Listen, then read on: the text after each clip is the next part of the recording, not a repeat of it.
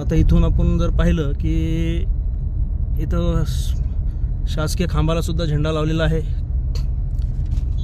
आता इथलचे झेंडे सगळे काढले त्यांनी, तक्रार दिल्यानंतर. नाही तर इकडे पूर्ण झेंडेच होते.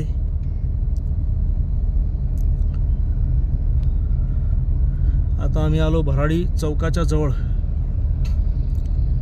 आता इथं ह्या शेडवर सगळे झेंडे काढलेले आहेत त्यांनी. आता मागे त्यांनी इकडे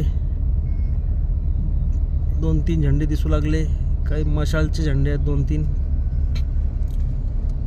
आता भराडी इथं आम्ही पेट्रोल पंप जवळ आलो.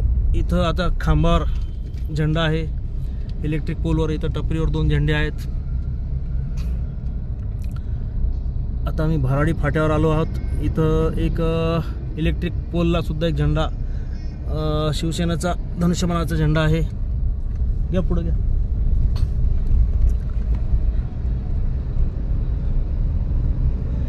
आता ह्या चौकात पहा, इथं इलेक्ट्रिक पोलला सगळे झेंडे लावलेले आहेत, बॅनर लावलेला आहे. इथं झेंडे आहे. इथं शिवसेना धनुष्यबाणाचे इथं पण झेंडे लावलेले आहेत. अब्दुल सत्तारने पुऱ्या गावात झेंडे लावून ठेवलेले आहेत.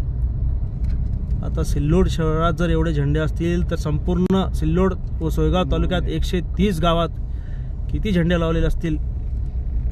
तर माझा एक अंदाज होता की अब्दुल सत्तार यांनी या 2 तालुक्यात 130 गावामध्ये जवळपास अंदाजे 10,000 पेक्षा जास्त झेंडे लावलेले आहेत.